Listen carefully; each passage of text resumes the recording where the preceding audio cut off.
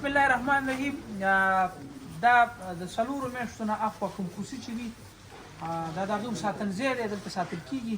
او د دغه یو ساختمان نمونه مو غوښتل تاسو وګورئ. هغه بل ساختمان د نرسرۍ چې و هغه وړوکی و او دلته چې مو عمر زیات تېرېدو، او د دې د خاطره دا ساختمان چې دی دا کوم یو دا ډېر لوړ جوړ شوی.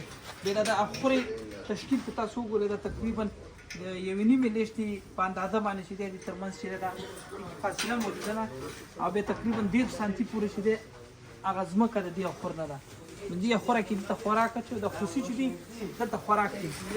او دلته تاسو ګورئ دلته دا پروډ دلته اچولی دا تقریبا هر 3 ورځې وروسته چې دی چک دلته دلته را وچ مواد دلته اچول کېږي تر څو دا فضوله مواد چې جذب شي. بیا یوه نیمه میاشت وروسته دا ټول مواد چې دي څنګه کېږي دا ټولېږي د دې ځای نه، او دلته دپاره چې دی نوی بلډینګ مټیریل لازم کېږي.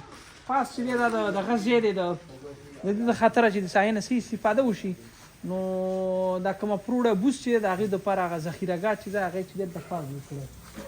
بل دلته چې مهمه ده هغه د رڼا اندازه ده، رڼا په ښه شکل باندې ده. نو یو ساختمان ضرور نه دی چې تاسو ډېر زیات دغه جوړ کړئ، ډېر مصرف پرې وکړئ، بلکې د خپل کوم موضوعي شیان چې تاسو سره د هغې نه استفاده وکړئ. بل دا د اوبو دغه ده دلته د اوبو ډېکې دلته جوړه کړې.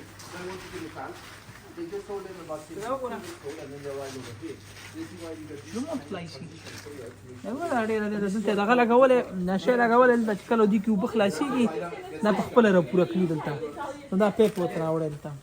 هغه بله چې اتوماتیک و او دا چې ده دا دغه ده پاني سیستم باندې ده.